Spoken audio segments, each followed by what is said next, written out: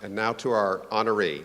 The Columbia Journalism Award is the school's highest honor, and it's voted by the faculty for singular journalistic performance in the public interest. It's presented annually to someone of capacious accomplishment and great service to journalism, and it's been presented here each year since 1958 to people including David Halberstam, Ben Bradley, Pete Hamill, Joan Didion, and Walter Cronkite. This year, the award winner is Alan Rusbridger. Alan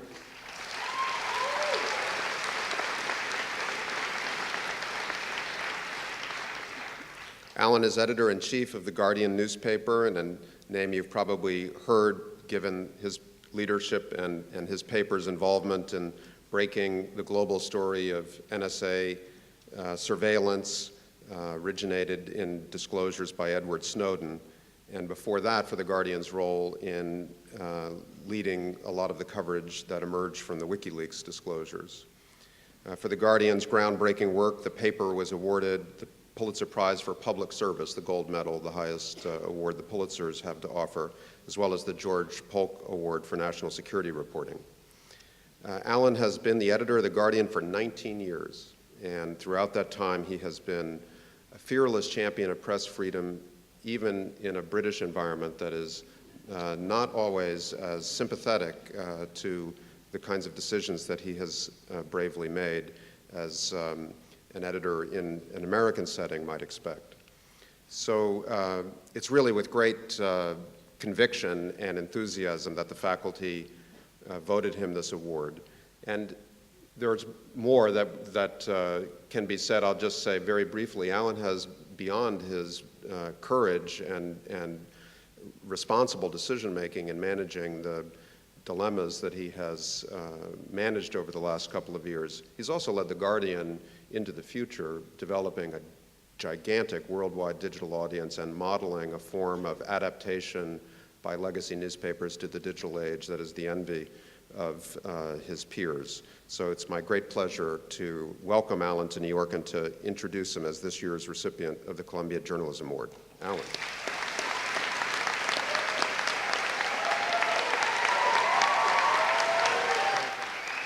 I will leave this with you. What? You can set it there. I can set it, look at it, yes, thank you.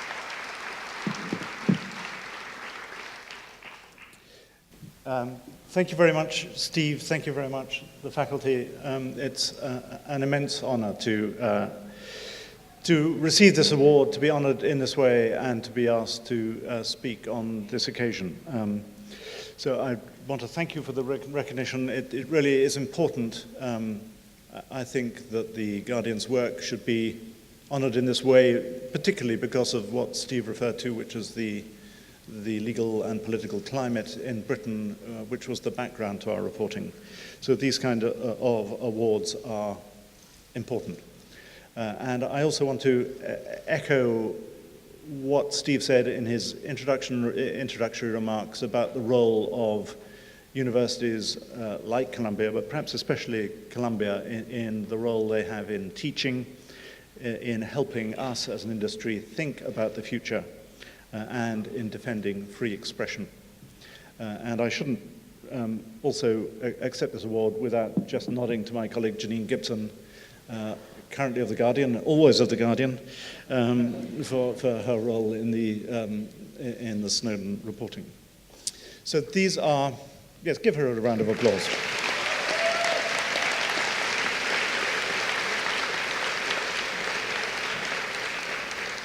These are very august surroundings. Columbia Journalism School has a formidable reputation. It's a place where people argue each other intellectually and earnestly all day long, and then continue the row all night long on Twitter. Maybe that's just Emily Bell.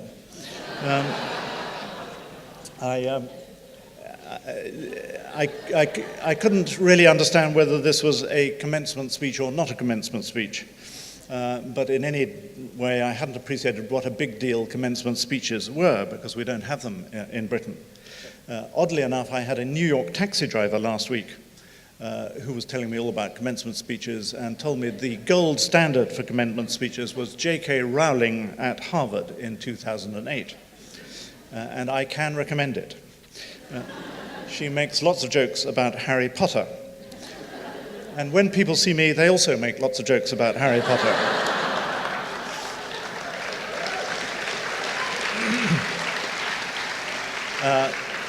You can Google them if you want, because many media writers liken me to Harry Potter, all except the esteemed New York media reporter Dylan Byers, who likened me to Harry Potter's lonely uncle. Thank you. My friend Vivian Schiller, who's now at Twitter, gave me some succinct advice when I had dinner with her in London just 2 nights ago. She said a commencement speech, whether this is one or not, has to be in 3 sections. It has to have a few jokes. It has to have some deep perceptions in the middle. And then she said, say something at the end to convince the parents they haven't completely wasted their money on the course that their offspring have just finished. So I began to compile a BuzzFeed-style list of tips. Because a lot of people are going to work for BuzzFeed, obviously. For journalistic success, be courageous, be truthful, never travel via Heathrow Airport, things like that. And then I thought about being completely disingenuous and outlining a future life in which journalism would be a path towards high prestige and social recognition. But we know that, in fact, success means you get to live in a remote part of Brazil guarded by 13 rescue dogs. And then the truth dawned on me that I have several disqualifications for speaking today. Firstly, I'm British, and I'm only, thank you for the laugh there, and I'm only too aware that Americans don't take kindly to Brits coming over to lecture them, because Piers Morgan has the ratings to show that.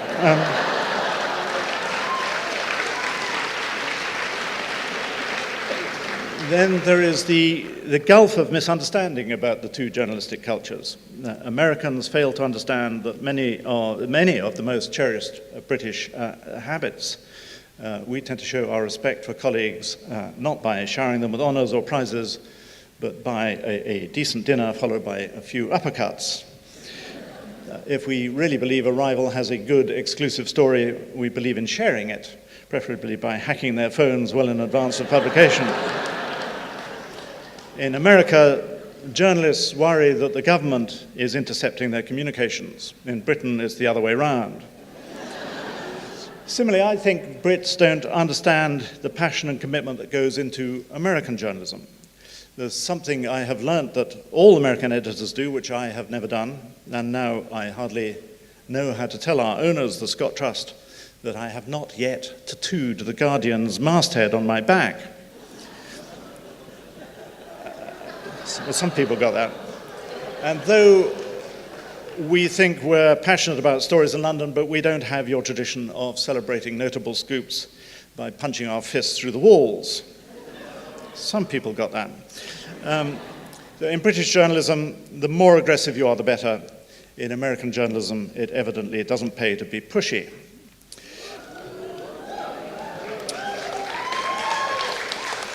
Let's hear it for Jill. Another reason I feel a bit of a fraud here is that I'd never actually graduated in journalism. I failed my shorthand.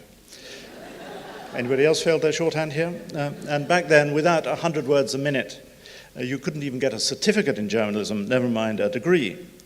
And I may even have dissembled about my shorthand when applying for 1 or 2 jobs.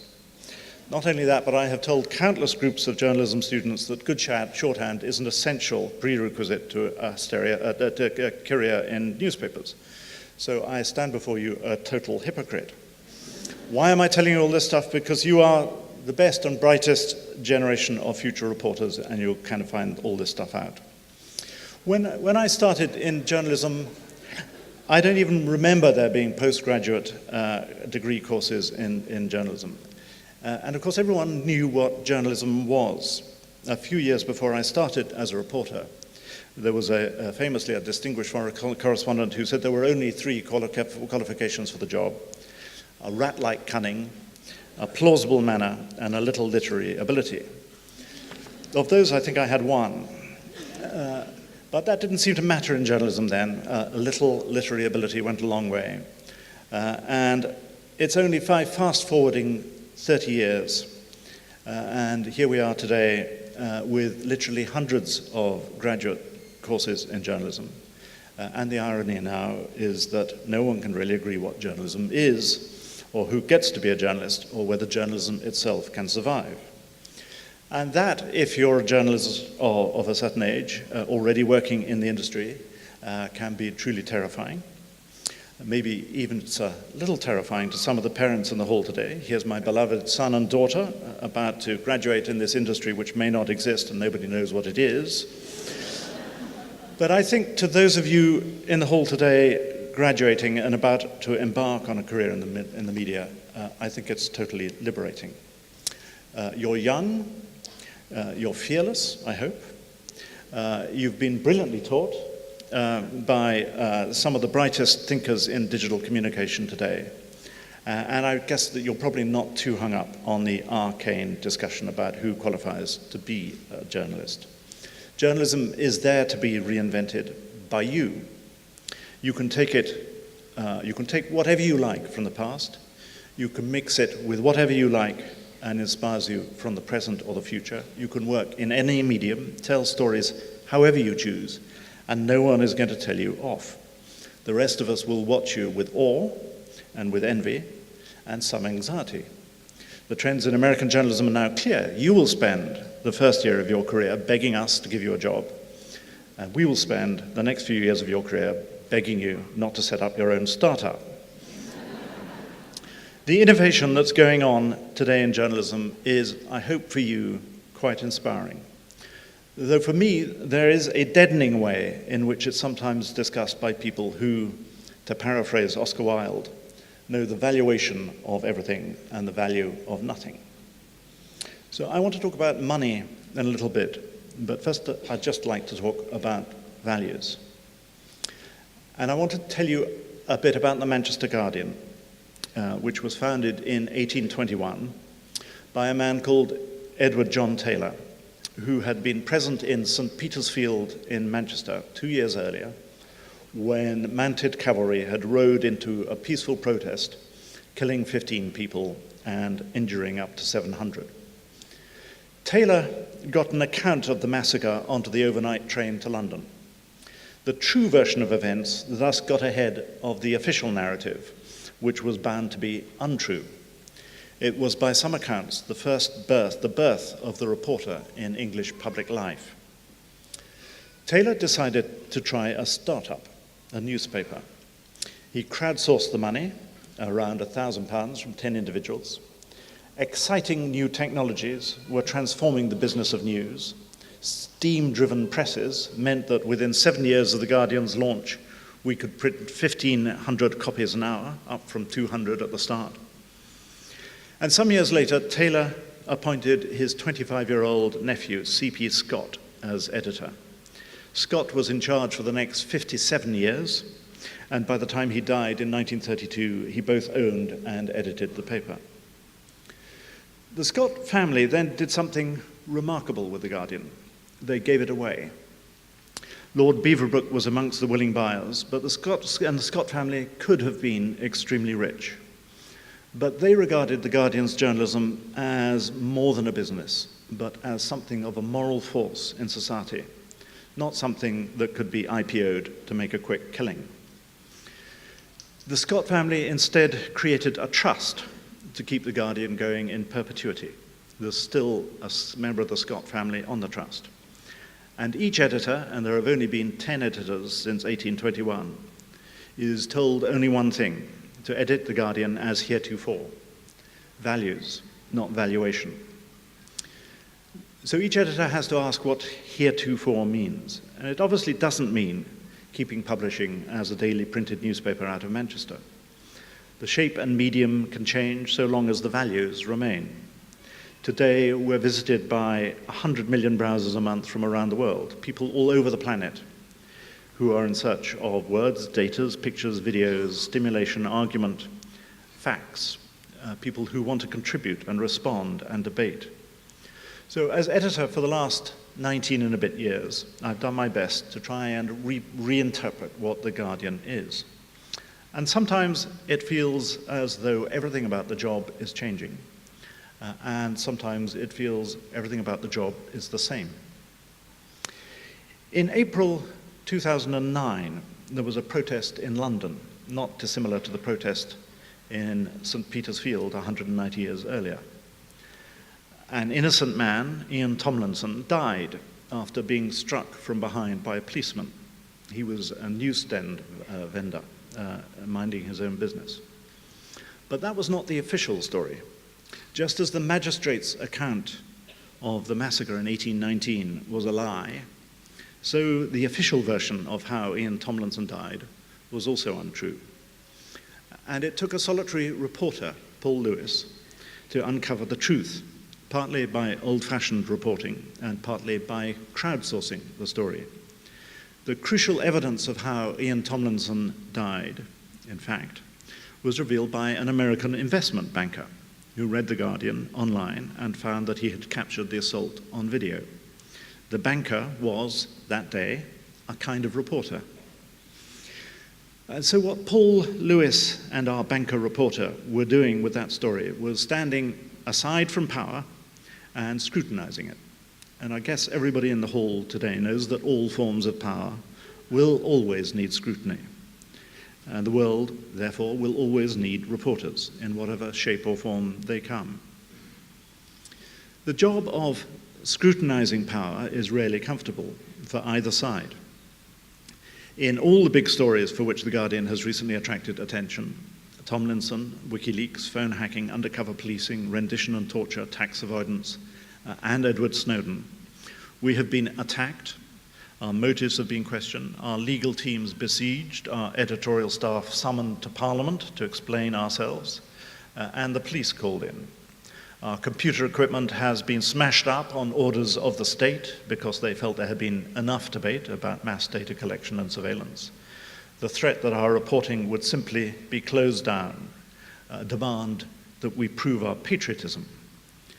Standing up to intense political and legal pressure, defending and enabling reporting requires resources and resilience. So in addition to reporters, the world will always need robust institutions as well as brilliant individuals. There I am, the second editor in a week to make a commencement speech about resilience. Now, there have been times in The Guardian's history when it happened that the business model of the time comfortably supported that idea of serious journalism as something that was necessary, a form of public service, and sometimes a profitable one. But the news business has always been cyclical, and the Scott family and their successors were wise enough to build up and run other businesses that would sustain The Guardian in the down cycles. For a long time, the Manchester Evening News, the sister paper in Manchester, and its classified advertising income came to the periodic rescue. But that too changed. Technology again.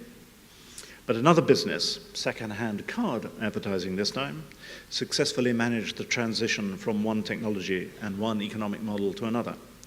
And the Guardian Media Group currently has about $1 billion in the bank and no debt, thanks to that and other wise investments.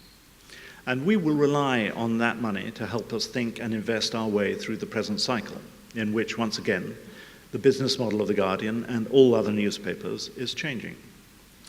The Guardian isn't a charity, it has to be a business.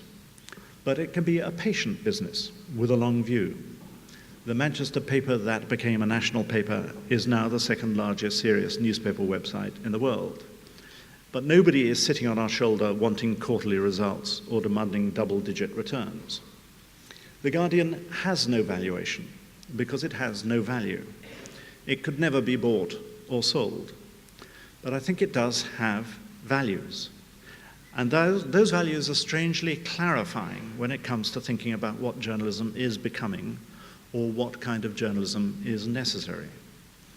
The wonderful thing about working with someone like Emily Bell at a place like The Guardian was that we could have conversations that started right from the outset from the premise of what was right journalistically.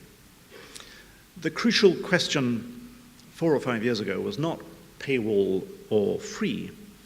Rather, should we be closed to the world or open? The most interesting question was not what will make the most money, but how would information work in the future? What would be the interesting voices, the witnesses, the challengers, the scrutineers, the outsiders, the competitors? How would they publish? How would they publish, share and distribute what they created? How could we best be heard? How could we harness all that, be part of it, amplify it, swim with it, use it all to create a better account of the world? And of course, make enough money, not huge margins, but enough money to make the enterprise sustainable for the future. Those debates grew out of a shared culture. There was, as Steve said earlier, no algorithm that could help us. And all those conversations helped place journalism in a proper context for the future. My colleagues would, they soon appreciated, never again have a monopoly on information or in the way that it was distributed. Equally, there were things that we did and were and would be irreplaceable. Now, I know that most news organizations are not like The Guardian, though in fairness, our billion-dollar endowment is less than some of our competitors speculate on a single deal. Nevertheless, some of you will be thinking it's all very well for him. And of course, I understand what you mean. I feel quite extraordinarily lucky that I've spent most of my professional life at The Guardian, owned and backed by a trust. I have tried to do my bit for the heretofore, but I'm always aware that I owe my great slice of fortune to people who could have cashed out, but decided instead to think of what mattered.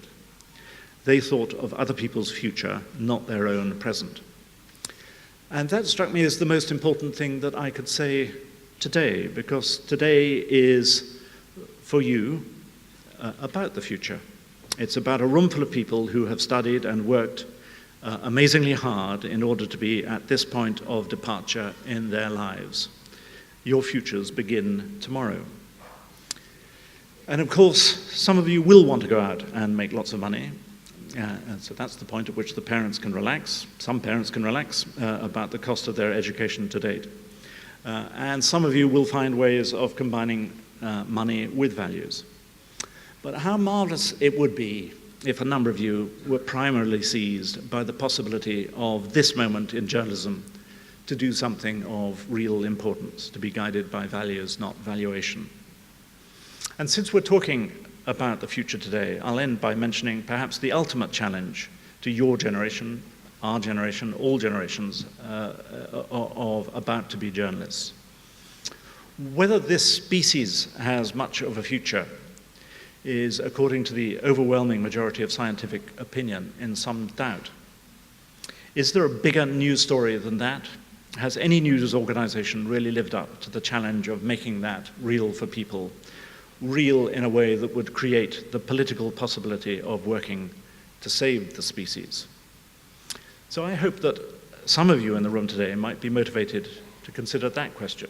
How is it that news, conventionally defined by the people who up to now have had a semi-monopoly on it, have so far failed miserably to articulate dramatically and repeatedly the peril we're in?